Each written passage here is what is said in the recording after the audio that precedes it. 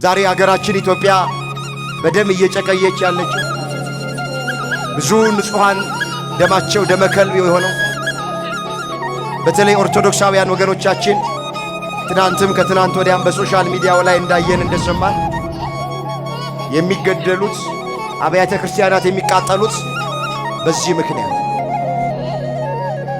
ወገኖቼ ቋንቋ መግቢያ እንጂ መለያያ አይደለም። በቋንቋ ምክንያት ሰውን አንውደድ፣ ሰውንም አንጥላ።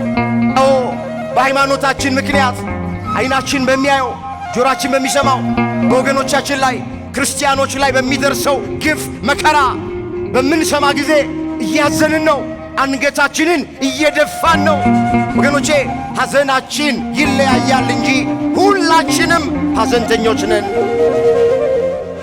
እግዚአብሔር መንፈስ ቅዱስ ከሐዘናችን ያጽናና። አሁን ብዙዎቻችን መጥላት ብቻ ይመስለናል፣ ኃጢአቱ አይደለም።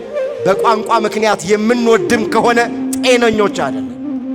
ሰውን የምናከብረው በሰውነቱ እንጂ በሀገሩ በብሔሩ በሚናገረው ቋንቋ አይደለም፣ በማንነቱ አይደለም። ሰው በሰውነቱ ነው መከበር ያለበት። ሰው በምኑ አልኳችሁ? ወንድማችንን እህታችንን ከየትም ሀገር ትምጣ የትኛውንም ቋንቋ ይናገር ትናገር፣ ወገኖቼ ኦርቶዶክሳውያን ክርስቲያኖች በቋንቋው አንውደድ፣ በቋንቋው አንጥላ። በሰውነቱ እንውደድ፣ በሰውነቷ እንውደዳት፣ እናክብረው፣ እናክብራት። ክርስትና ይሄ ነው። እነ ቅዱስ ጊዮርጊስ በመንኮራኩር የተፈጩት፣ አንገታቸውን በሰይፍ የተቀሉት፣ እነ ቅድስት አርሴማ አይናቸውን እስኪወጣ ድረስ ያን ሁሉ መከራ የተቀበሉት፣ ሌሎቹም ወደ አናብስ ጉድጓድ የተጣሉት፣ ጥርሳቸው የተነቀለው፣ ጽሕማቸው የተነጨው፣ ቆዳቸው ስልቻ የሆነው ወገኖቼ እንደ ሽንኩርት ቢከተፉ፣ እንደ ሻማ ቢቀልጡ፣ እንደ ጧፍ ቢነዱ ያን ሁሉ መከራ የተቀበሉት መንፈስ ቅዱስ ከነሱ ጋር ስለነበረ በጥባት በድፍረት ሆነው ያን ሁሉ መከራ ተቀብለው ፍርሃት ካለን ስለ ሃይማኖታችን መመስከር እንኳን አንችል። እግዚአብሔር አምላካችን ፍርሃትን ከሁላችንም በቸርነቱ ያርቀልን። የሚያጽናና እግዚአብሔር ነው። በብዙ ነገር አዝነናል። ብዙ የሚያፍሩ ሰዎች አሉ። ማዕድ ቀርቦ የሌላ እምነት ተከታይ አጠገባቸው ካለ ስመ እግዚአብሔር ጠርተው ባርከው ይበሉ የነበሩ ሰዎች አፍረውና ፈርተው እግዚአብሔር ማያውቀው ነገር የለም ብለው ዝም ብለው ያሉ ሰዎች አሉ። በቤተ ክርስቲያን ደጃፍ ሲያልፉ ሌላ ጊዜ ይሳለሙ የነበሩ ሰዎች ሌላ ሰው አጠገባቸው ካለ ሳይሳለሙ አፍረው ዝም ብለው መሄዱ ሰዎች አሉ። ወገኖቼ ያፈርንበት የፈራንበት ዘመን ይብቃ። በሃይማኖታችሁ ጉዳይ ከማንም ሰው ጋር አትደራደሩ፣ አትፈሩ። እነሱ ያላፈሩበትን እኛ እውነት ይዘን አናፍርም። ካፈሩ እነሱ ይፈሩ። ለዛሬ እግዚአብሔር በሰጠን ጊዜና ሰዓት የምንማማርበት የትምህርታችን ርዕስ የሚሆነው በሁሉም መንፈስ ቅዱስ ሞላባቸው የሚል ይሆናል። ይህንን በርዕስነት ያነሳነውን ኃይለ ቃል በመጽሐፍ ቅዱሳችን ላይ ተመዝግቦ የምናገኘው በሐዋርያት ሥራ በምዕራፍ 2 ቁጥር 4 ላይ ነው። ይህን ርዕስ መነሻ አድርገን መነጋገር ያስፈለገበት ምክንያት እንደ ቤተ ክርስቲያናችን ሥርዓት መሠረት አሁን ያለንበት ወቅት ስለ ነገረ መንፈስ ቅዱስ በስፋት የሚነገርበት ወቅት ላይ ነው ያለነው። በዚሁ መሠረት ዘመኑን፣ ወቅቱን፣ ጊዜውን የዋጀ ትምህርት መማር እንድንችል ይህን ርዕስ መርጠነዋል። በዚህ ርዕስ ውስጥ 4 ነገሮችን ባጭሩ እግዚአብሔር መንፈስ ቅዱስ እንዳገዘን መጠን እንመለከታለን።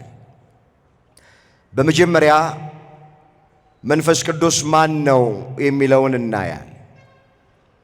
በሁለተኛ ደረጃ በበዓለ ሃምሳ ቀን ለደቀ መዛሙርቱ መንፈስ ቅዱስ ለምን ወረደ የሚለውን እንመለከታለን። ሶስተኛ የመንፈስ ቅዱስ ስጦታዎችን እናያለን። አራተኛና የመጨረሻ መንፈስ ቅዱስ በቤተ ክርስቲያን ያለውን አገልግሎት ከኛ ሕይወት ጋር በማዛመድ ካየን በኋላ ትምህርታችንን እንቋጨዋለን። ቆሞ ለመናገር ቁጭ ብሎም ለማድመጥ ጥበብ ከእግዚአብሔር ሲሰጥ ብቻ ነውና ለኔ ለባሪያው ተናጋሪ የሆነ አንደበትን ለእናንተም ለሰሚዎቹ አስተዋይ የሆነ ልቡናን ቸር አምላካችን እግዚአብሔር ለሁላችንም በቸርነቱ ያደለን። በበዓለ 50 ቀን መንፈስ ቅዱስ ለደቀ መዛሙርቱ ለምን ወረደ? እሱን እየዘረዘርን እናየዋል። እንመለስ ወደ ተነሳንበት ርዕስ ጋር። የሐዋርያት ሥራ ምዕራፍ 2 ቁጥር 1 በዓለ 50 የተባለው ቀን በደረሰ ጊዜ ነው ብሎ የሚጀምረው ታሪክ። ምን ማለት ነው? በዓለ 50 የተባለው ቀን በደረሰ ጊዜ ማለት እስራኤል የሚያከብሯቸው ብዙ በዓላቶች አሉ። ከነዚህ በዓላት መካከል አንደኛው በዓለ 50 እየተባለ ይጠራል። የፋሲካን በዓል ባከበሩ 50 ቀን ቆጥረው የሚያከብሩት በዓል አለ። ከእሸቱ መካከል የደረሰውን ይዘው ይመጡና በእግዚአብሔር ፊት ቆመው ይህንን እሸት በዝናብ አብቅለህ በፀሐይ አብስለህ የምትመግበን አምላክ እናመሰግንሃለን ብለው ነዶ ይዘው ይመጡና አምላካቸው እግዚአብሔርን ያመሰግኑታል። በዓለ 50 ይሉታል። 50ኛ ቀን ማለት ነው። ወይንም ጴንጠቆስጤ ተብሎም ይጠራል። ጴንጠቆስጤ ማለት ምንም ምስጢር የለውም 50ኛ ቀን ማለት። ንገሩኝ፣ ጴንጠቆስጤ ማለት ምን ማለት ነው አልኳችሁ? የግሪክ ቃል ነው። ጴንጠቆስጤ ማለት የግሪክ ቃል ነው። ወደ አማርኛ ሲመለስ 50ኛ ቀን ማለት ጰራቅሊጦስ ይለዋል። ጰራቅሊጦስ ማለት አጽናኝ መንፈስ ቅዱስ ማለት ነው። ይሄም የግሪክ ቃል ነው። ስለዚህ በዓለ 50 የሚለው እንዳትረሱት እስራኤል የፋሲካን በዓል ካከበሩ በኋላ ከግብፅ የባርነት ቤት የወጡበትን በዓል ማለት ነው። ፋሲካ ማለት 50 ቀን ቆጥረው የሚያከብሩት በዓል አለ። በዓለ ሰዊት ወይም የእሸት በዓልም ተብሎ ይጠራል። ይሄን በዓለ 50 ሲያከብሩ የሚያደርጉት ምንድነው? ከደረሰው እህል መካከል ነዶ እሸት ይዞ ይመጡና እግዚአብሔር ፊት ቆመው ያመሰግናሉ። ስለተሰጠን ነገር አመስጋኞች እንድንሆን መድኃኔዓለም ይርዳል። ብዙ ሰው አንድ ነገር እስኪቀበል ድረስ ነው። ከተቀበለ በኋላ ግን ብዙ ሰው አያመሰግንም። መጽሐፍ ግን በሁሉ አመስግኑ ነው የሚል። እዛ አንደኛ ተሰሎንቄ ምዕራፍ 5 ቁጥር 18 ላይ የተመዘገበ እግዚአብሔር ቃል። እስኪ በሁሉም በሉ። ድምፃችሁ አነሰብኝ። በሁሉም አመስግኑ። በሁሉም ምን በሉ? ክርስቲያን ሲሞላም ሲጎድልም ሲያገኝም ሲያጣም በሐዘንም በደስታም ጊዜ ማንን ያመሰግናል? አሁን እስራኤል እህሉ ሲደርስ እግዚአብሔር ነው በዝናብ ያበቀለልን፣ ስለኛ መውጣት መውረድ አይደለም፣ ስለኛ ማረስ መቆፈር መኮትኮት አይደለም፣ ስለኛ መጨነቅ አይደለም፣ አንተነ ይሄንን ፍሬ ሰጠህን፣ አንተነ ይሄንን እህል ሰጠህን ብለው ያመሰግኑታል። በዓለ 50 የሚባለው ባጭሩ እሱ ነው። ይሄን በዓል እስራኤል ሲያከብሩ በዋና ከተማቸው በኢየሩሳሌም ተሰብስበው ነው የሚያከብሩት። የራቁት ቀርበው የተበተኑት ተሰብስበው በኢየሩሳሌም ከተማ ሆነው ነው የሚያከብሩት። አሁን እኛ የትንሣኤን በዓል ስናከብር፣ የገናን በዓል ስናከብር፣ የአዲስ ዓመት መለወጫን በዓል ስናከብር ለሥራ ክፍለ ሀገር የሄዱት ወንድሞቻችን እህቶቻችን ካሉበት ቦታ ወደ ቤተሰቦቻቸው ጋር መጥተው እንደሚያከብሩት በዓለ 50 የተባለውን በዓል ሲያከብሩ እስራኤላውያን በከተማቸው በኢየሩሳሌም ተሰብስበው ነበር የሚያከብሩት። ይሄን እያከበሩ ሳሉ ነው ይላል እንግዲህ ሁሉም በአንድ ልብ ሆነው አብረው ሳሉ ድንገት እንደሚነጥቅ አውሎ ንፋስ ከሰማይ ድምፅ መጣ፣ ተቀምጠው የነበሩበትን ቤት ሁሉ ሞላ። እንደ እሳት የተከፋፈሉ ልሳኖች ታዩአቸው፣ በእያንዳንዳቸውም ላይ ተቀመጡባቸው። በሁሉም መንፈስ ቅዱስ ሞላባቸው። መንፈስም ይናገሩ ዘንድ እንደሰጣቸው በሌላ ልሳኖች ይናገሩ ጀመረ። እንግዲህ ያንን በዓል እያከበሩ ሳሉ መንፈስ ቅዱስ ለ120 ቤተሰቦች በጸጋ ወረደ። በማርቆስ እናት በማርያም ቤት ሳሉ ጽርሐ ጽዮን ተብላ በምትጠራው ማለት በዛ ያሉ መንፈስ ቅዱስ ወረደላቸው። አሁን እኛ የምንመለከተው መንፈስ ቅዱስ ለምንድነው ለደቀ መዛሙርቱ መውረድ ያስፈለገው? እሱን ነው እየዘረዘርኩኝ ማየው። የመጀመሪያ በደቀ መዛሙርቱ ልብ ውስጥ ሐዘን ነበርና ከሐዘናቸው ለማጽናናት መንፈስ ቅዱስ ወርዶላቸዋል። ሁላችን እንደምናውቅ ጌታችን ኢየሱስ ክርስቶስ ገና በመዋዕለ ሥጋዌው በአጭር ቁመት በጠባብ ደረት ተወስኖ በዚህ ምድር ሲመላለስ ወንጌል ሲያስተምራቸው ከነሱ እንደሚለይ በመስቀል ተሰቅሎ እንደሚሞት ሲነግራቸው በደቀ መዛሙርቱ ልብ ውስጥ ሐዘን ገብቶ ነበር። ታውቃላችሁ። ይህ ታሪክ በማቴዎስ ወንጌል ምዕራፍ 17 ቁጥር 22 ጀምሮ የተመዘገበ ታሪክ። በገሊላም ሲመላለሱ ኢየሱስ የሰው ልጅ በሰዎች እጅ አልፎ ይሰጥ ዘንድ አለው፣ ይገድሉትማል፣ በሦስተኛው ቀን ይነሳል አላቸው። ደቀ መዛሙርቱ ግን እጅግ አዘኑ ይላል። ደቀ መዛሙርቱ እጅግ ምን አሉ? ለምን አዘኑ? እሞታለሁ፣ እለያቸዋለሁ ይለናል። እሱ ከሞተ እሱ ከተለየን ስንራብ ማን ያበላናል? ስንጠማ ማን ያጠጣናል? ስንታረዝ ማን ያለብሰናል? ስንታመም ማን ይፈውሰናል? ሁሉን ትተን የተከተልነው እሱን ነው። እንዴት ነው እለያችኋለሁ ሚለን ብለው አዘኑ። ሐዘናቸው የጀመረው እዚህ ጋር ነው። በሌላም ስፍራ ላይ እንዲህ ተብሎ ተጽፏል። የዮሐንስ ወንጌል ምዕራፍ 16 ቁጥር 5 ጀምሮ እመለከታለሁ። ከእናንተ ጋር ስለነበርኩኝ አለ ጌታችን፣ በመጀመሪያ ይህንን አልነገርኳችሁም አላቸው። አሁን ግን ወደ ላከኝ እሄዳለሁ። ወደ ላከኝ ምን እላለሁ? አርጋለሁ ማለቱ ነው። ወደ ላከኝ እሄዳለሁ። ከናንተ ወዴት ትሄዳለህ ብሎ የሚጠይቀኝ የለም። ነገር ግን ይህንን ስለተናገርኩ ሐዘን በልባችሁ ሞልቷል። እሄዳለሁ ሲላቸው፣ አርጋለሁ ሲላቸው፣ እለያቸዋለሁ ሲላቸው ደቀ መዛሙርቱ ልብ ውስጥ ሐዘን ገብቷል። በልባችሁ ሐዘን አለ አለ ጌታ ኢየሱስ ክርስቶስ። ቃሉን አስተውሉት። ዝቅ ብሎ እንደዚህ አላቸው፣ ነገር ግን የኔ መሄድ ይሻላል አላቸው። እኔ ካልሄድኩኝ አጽናኙ ወደ እናንተ አይመጣም፣ መንፈስ ቅዱስ ወደ እናንተ አይመጣም። ነገር ግን እኔ ከሄድኩኝ አለ አጽናኙን እልክላችኋለሁ አላቸው። አጽናኙን ምን እላችኋለሁ? ስለዚህ ለደቀ መዛሙርቱ መንፈስ ቅዱስ በበዓለ ሃምሳ ቀን የወረደበት ምክንያት ምንድነው ስንል በልባቸው ውስጥ ሐዘን ነበርና ሐዘንን አርቆ ከሐዘን ሊያጽናናቸው ነው። የኛ አምላክ ላያደርግ አይናገርም።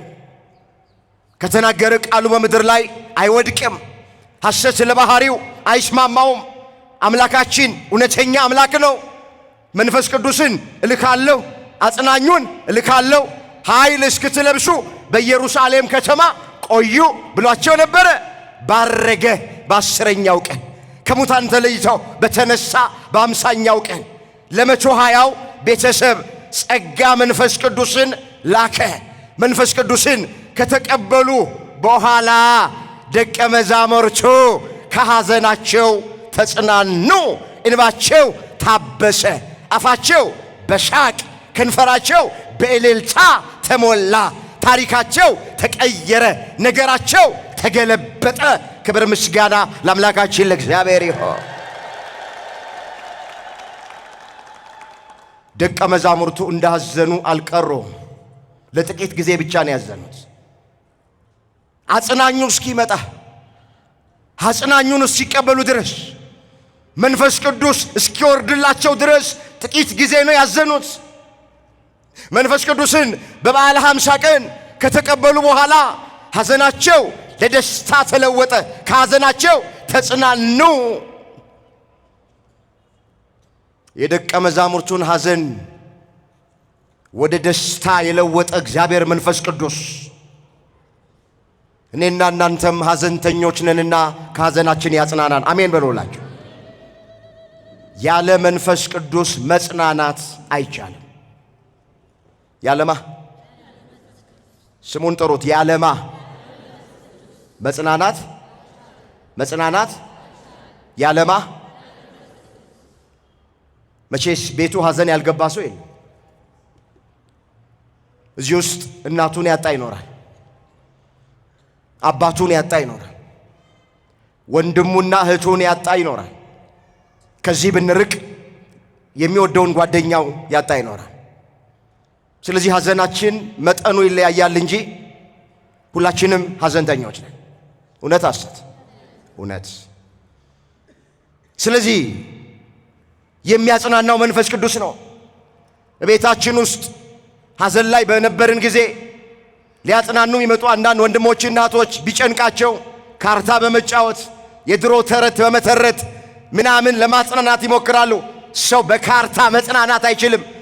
ሰው በሌላም ነገሮች መጽናናት አይችልም። የሚያጽናናን እግዚአብሔር መንፈስ ቅዱስ ነው። መጽሐፍ እንደዚህ ይላል፣ የማጽናናችሁ እኔ ነኝ ተብሎ ተጽፏል።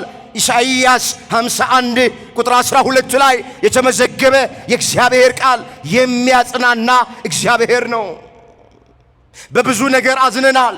በኑሮ ጉዳይ ብዙዎቻችን እያዘንን ነው። በቤተ ክርስቲያናችን ጉዳይ እያዘንን ነው። አዎ፣ በሃይማኖታችን ምክንያት ዓይናችን በሚያየው ጆሮአችን በሚሰማው በወገኖቻችን ላይ ክርስቲያኖች ላይ በሚደርሰው ግፍ መከራ በምንሰማ ጊዜ እያዘንን ነው። አንገታችንን እየደፋን ነው። ወገኖቼ ሐዘናችን ይለያያል እንጂ ሁላችንም ሐዘንተኞች ነን።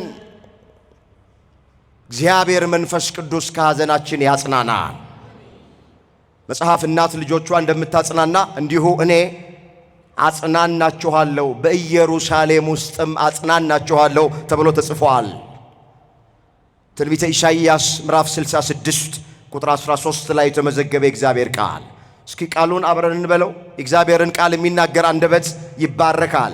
ስለዚህ ለመባረክ ስትሉ ሁልጊዜ ቃሉን ተናገሩ ስትባሉ ነቃ ብላችሁ የመናገር ልምድ ይኑራችሁ። እናት በሉ እስኪ ልጆቿን እንደምታጽናና አጽናናችኋለሁ፣ በኢየሩሳሌም ውስጥ አጽናናችኋለሁ።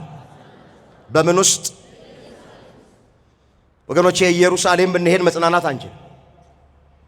የመሄድ እድል ቢኖረን እዛ መጽናናት የለም። ኢየሩሳሌም የተባለች ቅድስት ቤተ ክርስቲያን ናት። ኢየሩሳሌም ማለት ሀገረ ሰላም ማለት፣ የሰላም ሀገር የምትባል ቤተ ክርስቲያን ናት። እናት ልጆቿን እንደምታጽናና፣ አዎ 9 ወር ከ5 ቀን በማኅፀኗ የተሸከመች እናት፣ ጡቶቿን አጥብታ ያሳደገች እናት፣ በክንዶቿ ያቀፈች እናት፣ በጀርባዋ ያዘለች እናት ልጇን ማጽናናት ትችላለች። ስለዚህ እግዚአብሔር ራሱን በእናት መሰለ። እናት የወለደች ልጇን እንደምታጽናና እንዲሁ እኔ አጽናናችኋለሁ አለ። እግዚአብሔር ከእናት በላይ እናት ነው፣ ማጽናናት ይችልበታል። ከአባት በላይ አባት ነው፣ ማጽናናት ይችልበታል። በበዓለ ሃምሳ ቀን መንፈስ ቅዱስ በወረደ ጊዜ ደቀ መዛሙርቱ ከሐዘናቸው ተጽናኑ። መንፈስ ቅዱስ የወረደው ለዚህ ነው። ለነሱ የወረደ መንፈስ ቅዱስ ለኛም በጸጋ ይውረድልን። ወደ ሁለተኛው ሐሳብ ልሄድ። ሁለተኛ ለምንድን ነው መንፈስ ቅዱስ በበዓለ ሃምሳ ቀን የወረደው? ከደቀ መዛሙርቱ ልብ ውስጥ ፍርሃትን አርቆ መንፈሳዊ ድፍረት ሊሰጣቸው ነው። ለምን ደቀ መዛሙርቱ መንፈስ ቅዱስን ከመቀበላቸው በፊት ይፈሩ ነበር። ብዙ ማለት እንችላለን። አንድ ብቻ ነገር ላስታውሳችሁ። ከመንፈስ ቅዱስ መውረድ በፊት በደቀ መዛሙርቱ ሕይወት ውስጥ ፍርሃት ነበር። በዚህ በማቴዎስ ወንጌል በምዕራፍ 14 ቁጥር 26 ጀምሮ አንድ ታሪክ ተመዝግቧል። በአንድ ወቅት ጌታችን ኢየሱስ ክርስቶስ በሌሊቱ በአራተኛው ክፍል ይላል ባህሩን እየተረገጠ ወደ ደቀ መዛሙርቱ መጣ። እነ ቅዱስ ጴጥሮስ በታንኳ ሆነው በባህር ላይ ይሄዱ ነው ያሉት። ጌታቸውን መምህራቸውን አዩት። ውሃውን ባህሩን እየተረገጠ ወደ እነሱ ይመጣ። ምትሃት ያዩ መሰላቸውና ደቀ መዛሙርቱ ፈሩ። እሱም እንዲህ አላቸው። ይህ ማቴዎስ ወንጌል ምዕራፍ 14 ቁጥር 26 ላይ ደቀ መዛሙርቱም በባህር ላይ ሲሄድ ባዩት ጊዜ ምትሃት ያዩ መሰላቸው፣ በፍርሃትም ጮኹ ይላል። በምን ጮኹ? ፈርተው ጮኹ። ወዲያው ኢየሱስ ተናገራቸው። አይዟችሁ እኔ ነኝ አትፍሩ አላቸው። እስኪ አይዟችሁ በሉ። እኔ ነኝ አትፍሩ። አይዟችሁ አትፍሩ እኔ ነኝ አለ። እግረ መንገድ ኢየሱስ ክርስቶስ ወደዚህ ምድር የመጣው ስለ ሶስት ዋና ነገሮች ነው። አንደኛ አትፍሩ ብሎ ፍርሃትን ለማራቅ፣ አትጨነቁ ብሎ ከጭንቀት ለማረጋጋት፣ የተቆረጠውን ተስፋ በዘመኑ ከነበሩት ክርስቲያኖች ለማራቅ፣ ተስፋቸውን ለመቀጠል ሶስት ነገሮችን ይናገር ነበር። አትፍሩ ይል ነበረ። እንደገና ደግሞ ተስፋቸውን ሊቀጥል ነበር። በተስፋ ደስ ይበላችሁ ይላቸው ነበር። አይዟችሁ እኔ ነኝ አትፍሩ አላቸው። ስለዚህ ደቀ መዛሙርቱ መንፈስ ቅዱስን ከመቀበላቸው በፊት ፍርሃት ነበረባቸው፣ ይፈሩ ነበር። ወገኖቼ ሰው በዋናነት ስለ ሁለት ነገር ነው የሚፈራው። አንደኛ እምነቱ ሲጎድል፣ ሁለተኛ እግዚአብሔር መንፈስ ቅዱስ ሲለየው። የእምነት መጉደል ፍርሃት ያመጣል። ትዝ ይላችኋል ጌታችን በታንኳ ሲሄድ ማዕበል ተነስቶ ታንኳይቱን ወደፊት፣ ወደ ኋላ፣ ወደ ግራ፣ ወደ ቀኝ እያደረገ ያናውጻት ጀመር ይላል ማቴዎስ 8 ቁጥር 23 ላይ። ደቀ መዛሙርቱ ወደ ክርስቶስ መጡ። እሱ በታንኳይቱ ውስጠኛ ክፍል ተኝቶ ነበረ ይላል። ቀርበው ምንድን ነው ያሉት? ጌታ ሆይ አድነን፣ ስንጠፋ አይገድህም እንዴ አሉት። እሱም ምፈልገውን ቃል ተናገረ። እናንተ እምነት የጎደላችሁ ስለምን ትፈራላችሁ አላቸው። እናንተ በሉ እስኪ እምነት የጎደላችሁ ስለምን ትፈራላችሁ? ምን የጎደላችሁ? ስለዚህ ሁላችሁ መጀመሪያ ሰው የሚፈራው መጽሐፍ ቅዱስ እንደሚናገር እምነቱ ሲጎድል፣ ሁለተኛ ሰው የሚፈራው መንፈስ ቅዱስ ከሱ ሲለይ፣ በትንሽ በትልቁ በሚያየው በሚሰማው በሩቅ በቅርብ ባለው ነገር ይደነግጣል፣ ይፈራል። እንመለስ። ደቀ መዛሙርቱም ፍርሃት ነበረባቸው። እነ ቅዱስ ጴጥሮስ፣ እነ ቅዱስ ዮሐንስ፣ እነ ቅዱስ ያዕቆብ ሌሎቹም ፍርሃት ነበረባቸው። በበዓለ ሃምሳ ቀን መንፈስ ቅዱስ በጸጋ በወረደላቸው ጊዜ ፍርሃት ከነሱ ራቀ።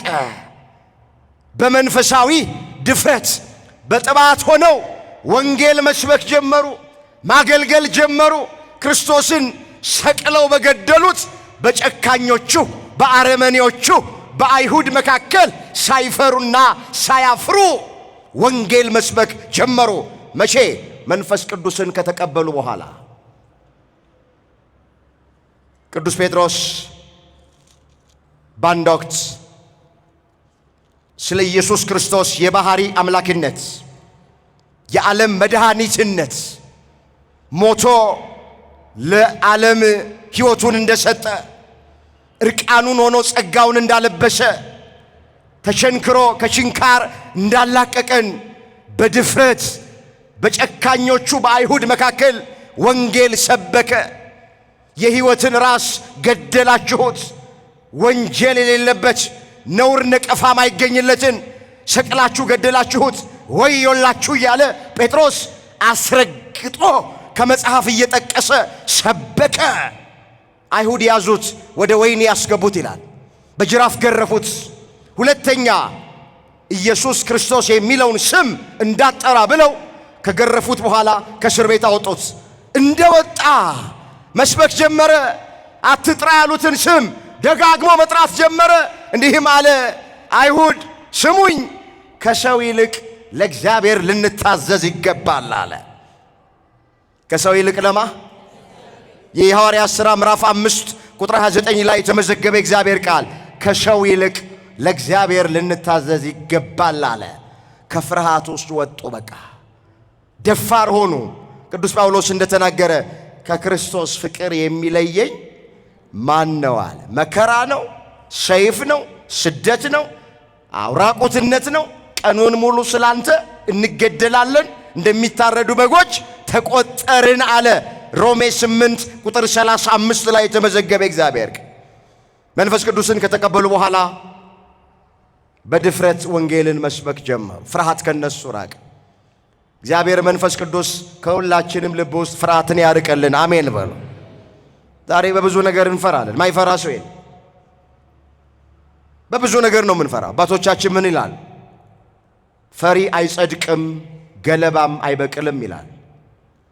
ፈሪ ምን አይልም? ገለባስ? ገለባ በየትኛውም ዘመን ተዘርቶ በቅሎ አያውቅም፣ ወደፊትም አይበቅልም። የሚፈራ ሰውም አይጸድቅም። ስለ ክርስትናው የሚፈራ፣ ስለ ሃይማኖቱ የሚፈራ፣ ስለ ማዕተቡ የሚፈራ ወገኖቼ፣ በሃይማኖት ጉዳይ የሚፈራ የሚያፍር ሰው፣ መመስከር የማይችል ሰው አይጸድቅም። ብዙ የሚያፍሩ ሰዎች አሉ። ማዕድ ቀርቦ የሌላ እምነት ተከታይ አጠገባቸው ካለ ስመ እግዚአብሔር ጠርተው ባርከው ይበሉ የነበሩ ሰዎች አፍረውና ፈርተው እግዚአብሔር ማያውቀው ነገር የለም ብለው ዝም ብሎም ያሉ ሰዎች አሉ። በቤተ ክርስቲያን ደጃፍ ሲያልፉ ሌላ ጊዜ ይሳለሙ የነበሩ ሰዎች ሌላ ሰው አጠገባቸው ካለ ሳይሳለሙ አፍረው ዝም ብሎም የሄዱ ሰዎች አሉ። ወገኖቼ ያፈርንበት የፈራንበት ዘመን ይብቃ። በሃይማኖታችሁ ጉዳይ ከማንም ሰው ጋር አትደራደሩ፣ አትፈሩ። እነሱ ያው ያላፈሩበትን እኛ እውነት ይዘን አናፍርም። ካፈሩ እነሱ ይፈሩ። ምናፍረውና የምንፈራው ወገኖቼ መንፈስ ቅዱስ እኛ ጋር ስላለ። እነ ቅዱስ ጊዮርጊስ በመንኮራኩር የተፈጩት፣ አንገታቸውን በሰይፍ የተቀሉት፣ እነ ቅድስት አርሴማ አይናቸውን እስኪወጣ ድረስ ያን ሁሉ መከራ የተቀበሉት፣ ሌሎቹም ወደ አናብስ ጉድጓድ የተጣሉት፣ ጥርሳቸው የተነቀለው፣ ጽሕማቸው የተነጨው፣ ቆዳቸው ስልቻ የሆነው ወገኖቼ እንደ ሽንኩርት ቢከተፉ፣ እንደ ሻማ ቢቀልጡ፣ እንደ ጧፍ ቢነዱ ያን ሁሉ መከራ የተቀበሉት መንፈስ ቅዱስ ከነሱ ጋር ስለነበረ በጥባት በድፍረት ሆነው ያን ሁሉ መከራ ተቀብለውታል። ፍርሃት ካለን ስለ ሃይማኖታችን መመስከር እንኳን አንችል። እግዚአብሔር አምላካችን ፍርሃትን ከሁላችንም በቸርነቱ ያርቀልን። መጽሐፍ እግዚአብሔር የሰጠን የፍቅር ራስን የመግዛት መንፈስ እንጂ የፍርሃት መንፈስ እንዳልሆነ ሐዋርያው ቅዱስ ጳውሎስ በሃይማኖት ለወለደው ለልጁ ለጢሞቴዎስ እንደዚህ አድርጎ ጽፎለታል። ላነበው ፈልጋለሁ። እዚህ ሁለተኛ ጢሞቴዎስ ምዕራፍ 1 ቁጥር 7 ላይ የተመዘገበ ቃል አስተውሉት እስኪ። ይህንን ኃይለ ቃል እግዚአብሔር ብሎ ይጀምራል። የኃይልና የፍቅር ራስን የመግዛት መንፈስ እንጂ የፍርሃትን መንፈስ አልሰጠንም። ምን አላለንም?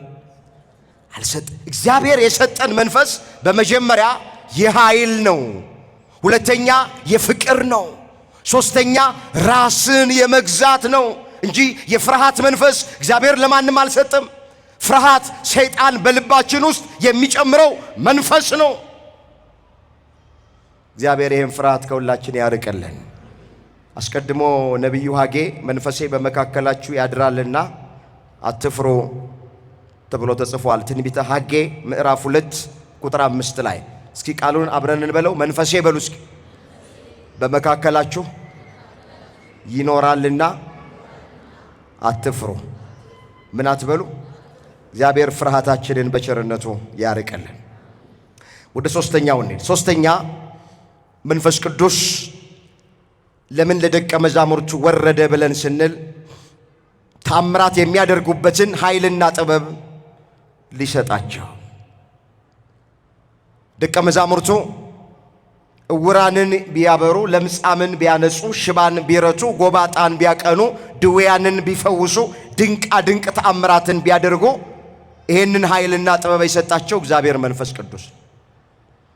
ያለ መንፈስ ቅዱስ ተአምራት አላደረጉ። ያለ መንፈስ ቅዱስ ወገኖቼ እውራንን አላበሩም። ቅዱስ ጳውሎስ በቀሚሱ ጫፍ ያን ተአምር ያደረገው፣ ቅዱስ ጴጥሮስ በጥላው ሙት ያስነሳው በምንድን ነው ብለን ስንል ይህንን ኃይልና ጥበብ የሰጣቸው መንፈስ ቅዱስ ነው። በሐዋርያት ሥራ ምዕራፍ 3 ቁጥር 1 ጀምሮ የተመዘገበው ታሪክ ያ ከእናቱ ማኅፀን ጀምሮ አንካሳ የነበረ ሰው መልካም በሚሏት በሰለሞን ደጅ በቤተ መቅደስ ላይ ሁልጊዜ ማይጠፋ እዛ የተጣለ አላፊ አግዳሚው ወጪ ወራጁን ድቃቂ ሳንቲም ይለምናል።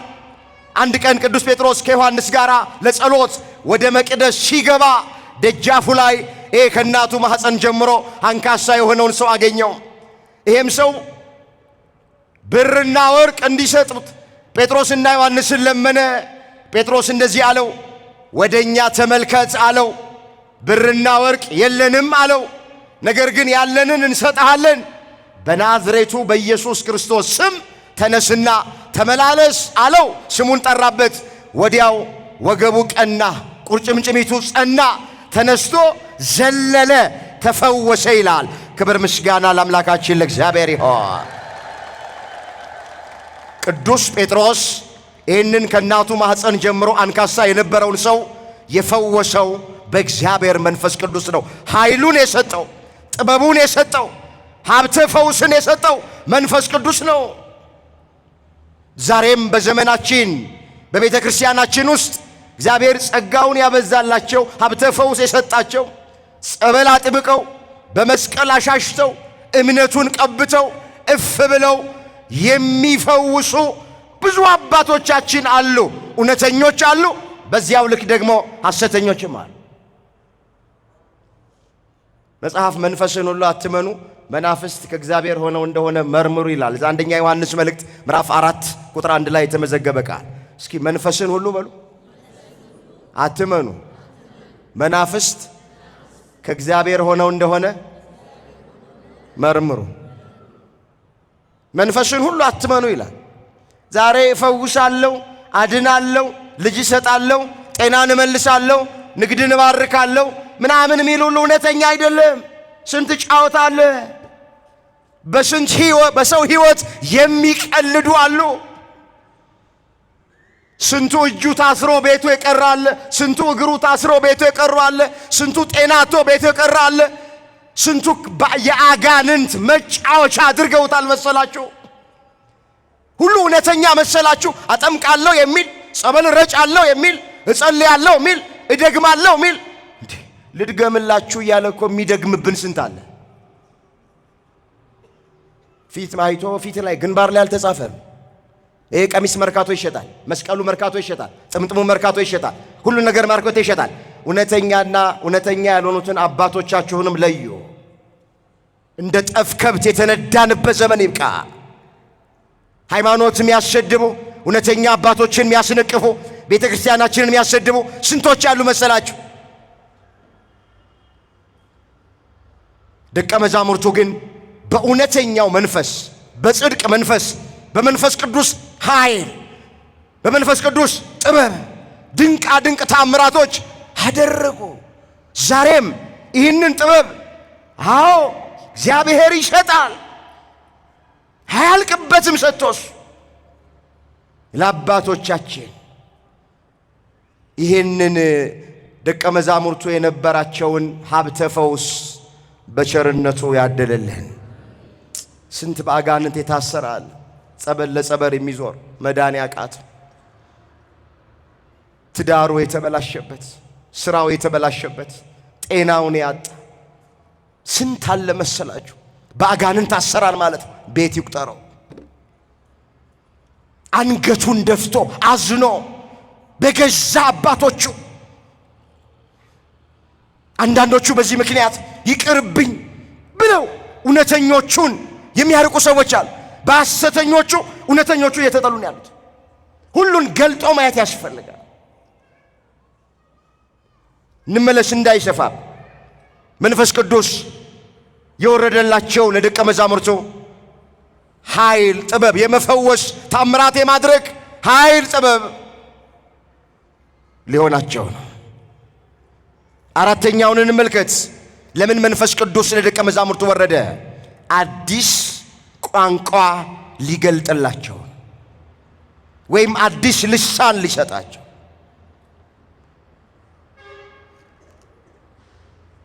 ጌታችን በሚያርግበት ጊዜ አንድ ቃል ተናግሯቸው ነው ያረገው። ወደ ዓለም ሁሉ ሂዱ፣ ወንጌልን ለፍጥረት ሁሉ ምን አርጉ? ስበኩ። ማርቆስ 16 ቁጥር 15 ወደ ዓለም ሁሉ ሂዱ ነው ያላቸው። ከፀሐይ መውጫ እስከ ፀሐይ መጥለቂያ ማለት ወንጌልን ለፍጥረት ሁሉ ስበኩ። ወንጌል ለአንድ ሀገር፣ ለአንድ ጎሳ፣ ለአንድ ቋንቋ ተናጋሪ ብቻ አይደለም። የእግዚአብሔር ፍቃድ ከፀሐይ መውጫ እስከ ፀሐይ መጥለቂያ፣ ከዳር እስከ ዳር ማለት ነው። ወንጌልን እንዲሰብኩ ነው የታዘዙት። ዓለምን ሁሉ ዞረው እንዲያስተምሩ ነው የታዘዙት። እነሱ ደግሞ ዕብራውያን ናቸው። የሚናገሩት አንድ ዕብራይስጥ ቋንቋ ነው። ዓለምን ዞረው ለማስተማር የዓለምን ቋንቋ ማወቅ አለባቸው። ሁሉም የሚናገሩት ዕብራይስጥ ቋንቋ ነው። እንዴት ነው ያችን ዕብራይስጥ ቋንቋ ይዘው ዓለምን ዞረው ማስተማር የሚችሉት? ማን ይሰማቸዋል? ዕብራውያን የሆኑ ብቻ ናቸው የሚሰሟቸው እንጂ ሌላ ቋንቋ ተናጋሪዎች በራሳቸው ቋንቋ ካላስተማራቸው፣ ካልሰበኳቸው ሊረዷቸው አይችሉም። ስለዚህ መንፈስ ቅዱስ በወረደ ጊዜ አንድ ቋንቋ ይናገሩ የነበሩ ደቀ መዛሙርት 71 ቋንቋ ተጨመረላቸውና 72 ቋንቋ መናገር ጀመሩ። ክብር ምስጋና ለአምላካችን ለእግዚአብሔር ይሁን። ስንት ቋንቋ ተጨመረላቸው? ይኸውላችሁ አሁን 72 ቋንቋ ይናገሩ ነበረ ማለት 72 ቋንቋ ብቻ ማለት አይደለም። በዚያ ዘመን በዓለም ላይ ይነገር የነበረው ቋንቋ 72 ስለሆነ ነው እንጂ መንፈስ ቅዱስ በወረደ ጊዜ ደቀ መዛሙርቱ በደረሱበት በዓለም ላይ ባለው ሁሉ ቋንቋ ይናገሩ ነበር። መንፈስ ቅዱስ አይገደብም፣ አይወሰንም። ይህን ያክል ቋንቋ ብቻ ነው የገለጠውም አይባልም። በሁሉም አገር ቋንቋ ተናግረዋል ደቀ መዛሙርቱ። ለዚህ ጥሩ ማስረጃችን ወደ ርዕሳችን ጋር እንምጣ። የሐዋርያት ሥራ ምዕራፍ 2 ቁጥር 5 ጀምሮ እመለከታለሁ። እንደዚህ ይላል፣ ከሰማይ በታች ካለው ሕዝብ ሁሉ በጸሎት የተጉ አይሁድ በኢየሩሳሌም ይኖሩ ነበረ። ይህ ድምፅ በሆነ ጊዜ ሕዝቡ ሁሉ ተሰብስበው እያንዳንዱ በገዛ ቋንቋው ሲናገር ይሰማ ስለነበረ የሚሉትን አጡ። ተገርመውም ተደንቀውም እንደዚህ አሉ፣ እነዚህ የሚናገሩት ሁሉ የገሊላ ሰዎች አይደሉምን? እኛም እያንዳንዳችን የተወለድንበትን የገዛ ቋንቋችንን እንዴት እንሰማለን?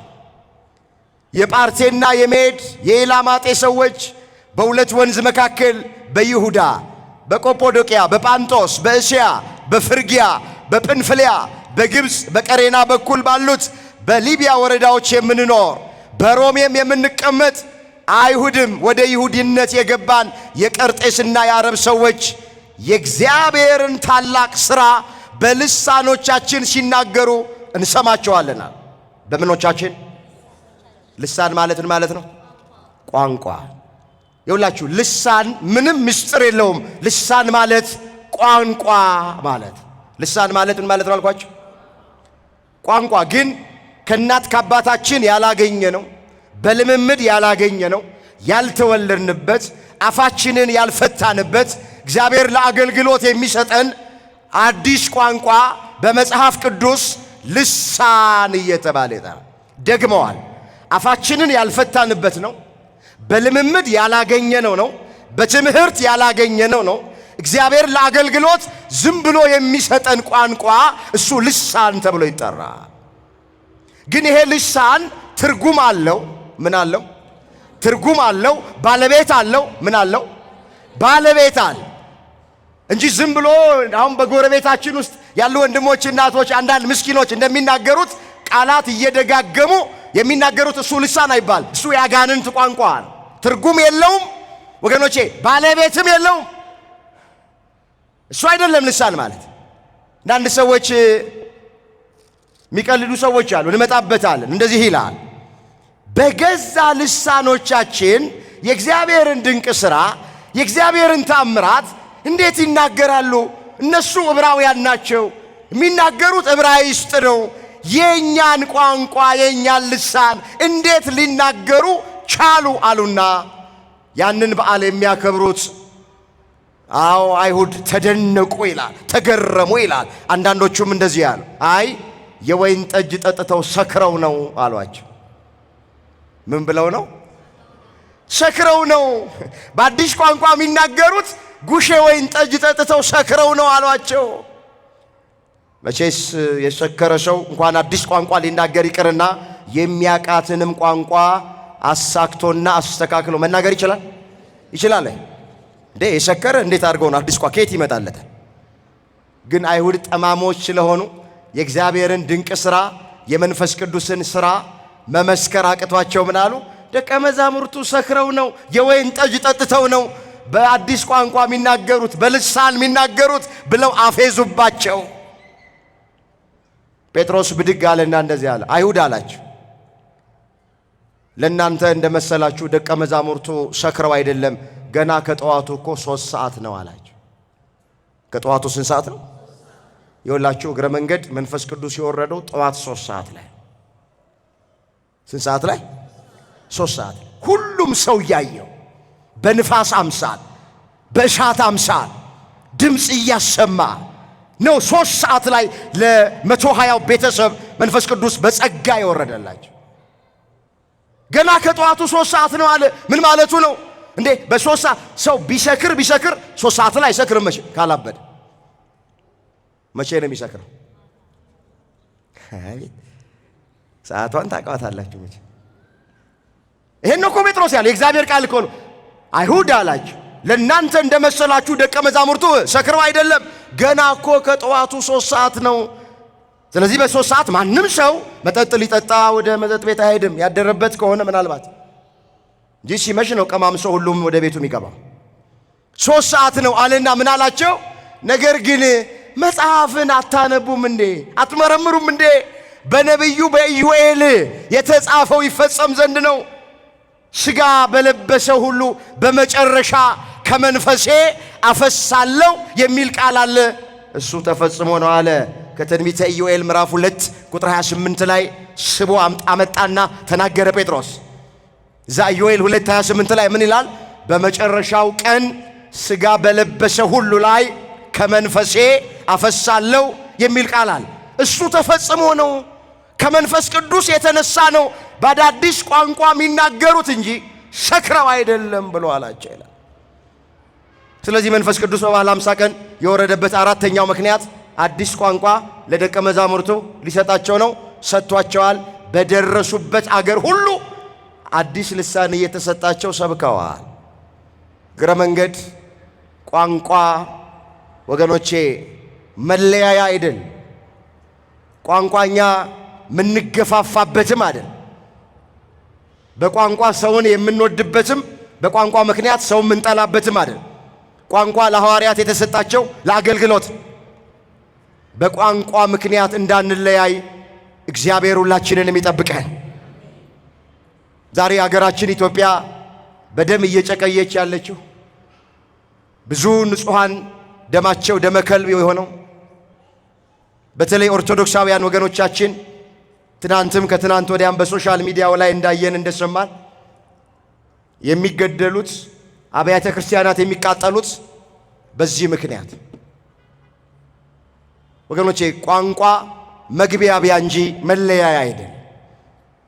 በቋንቋ ምክንያት ሰውን አንውደድ፣ ሰውንም አንጥራ።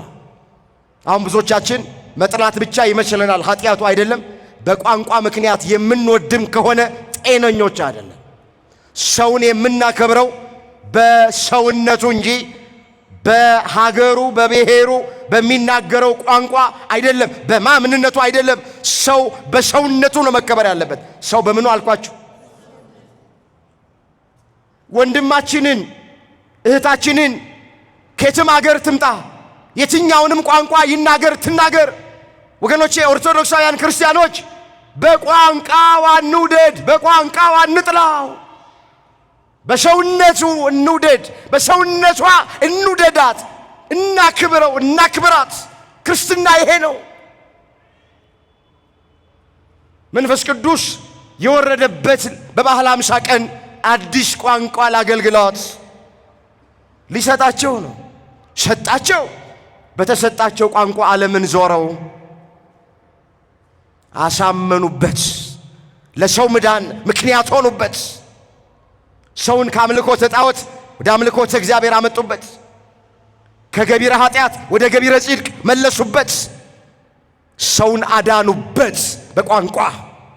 ዛሬ እኛ በቋንቋ ምክንያት እየተገፋፋን፣ እየተበላላን፣ እየተደካከስን፣ እየተገዳደልን፣ እየተጨራረስን ያለን።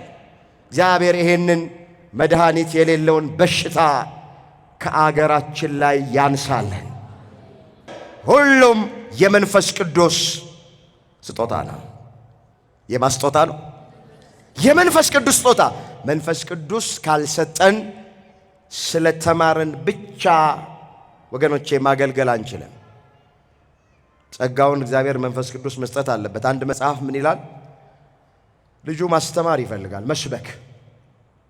ሁልጊዜ ጉባኤ ቁጭ ብሎ የሚካፈል ሁልጊዜ ግን ቁጭ ብሎ መቼ ነው አንድ ቀን እዛ አትሮኖሱ ላይ ቆሜ ይሄንን ህዝብ በእግዚአብሔር ቃል ልክ ልኩን የምነግረው መቼ ነው ብሎ ያስባል።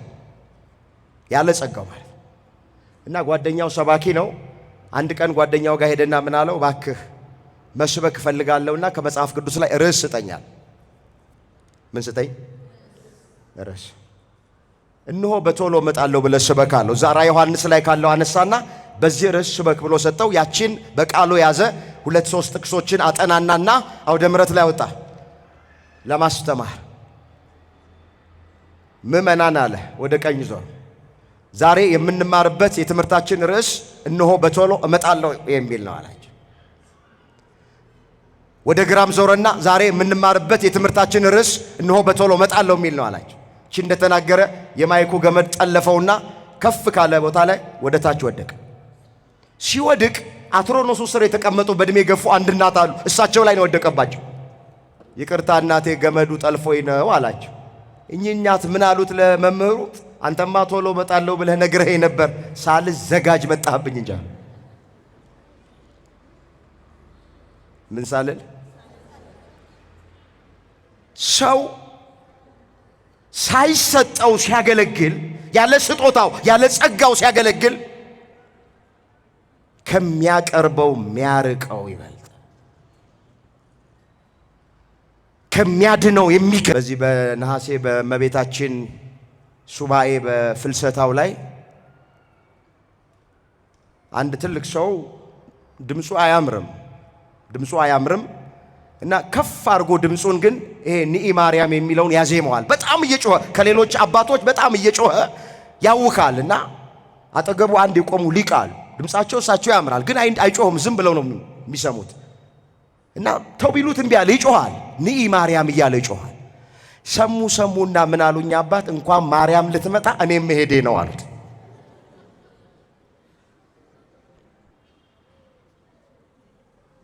እኔ እንድስቁ ፈልጌ አይደለም። ምን እያልኳችሁ መሰላችሁ? ሁላችንም የተሰጠን ምን አለ? ስለዚህ በምናችን እናገልግል? ቁጭ ብሎ መማር ከሆነ ጸጋችን ቁጭ ብለን እንማር። መዘመር ከሆነ ጸጋችን እንዘምር። ለምን ካልሰበኩ እንላለን? መስበክ ከሆነ ጸጋችን በቃ እንስበክ። ለምን ካልዘመርኩ እንላለን? የሚቀድሰው ይቀድስ፣ የሚያጠነው ይጠን፣ መርሃ ግብር የሚመራው ይምራ፣ ከበሮ የሚመታው ይምታ። ሰው የሚያከው የሚደርስበትን ነው። የማንደርስበትን አንከክ። በተሰጠን ጸጋ እናገልግል። መንፈስ ቅዱስ ለደቀ መዛሙርቱ የማስተማር፣ የመስበክ፣ ታምራት የማድረግ፣ የመፈወስ፣ መናፍስትን የመለየት ጸጋ ሰጠ። በተሰጣቸው ጸጋ አገለገሉ። እኛም በተሰጠን ጸጋ እንድናገለግል ሁላችንን እግዚአብሔር ይርዳ። እንግዲህ ይሄ መንፈስ ቅዱስ በቤተ ክርስቲያናችን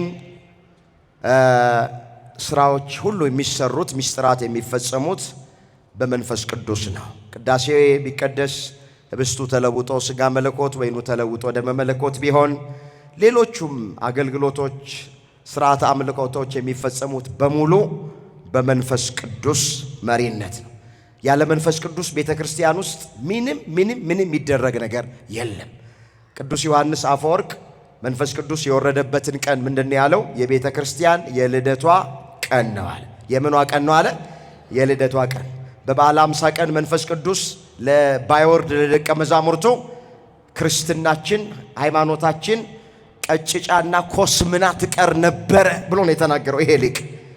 ግን መንፈስ ቅዱስ ስለወረደ ቤተ ክርስቲያን ተስፋፋች፣ ክርስትና ተስፋፋ፣ ሃይማኖታችንም ተስፋፍታለች።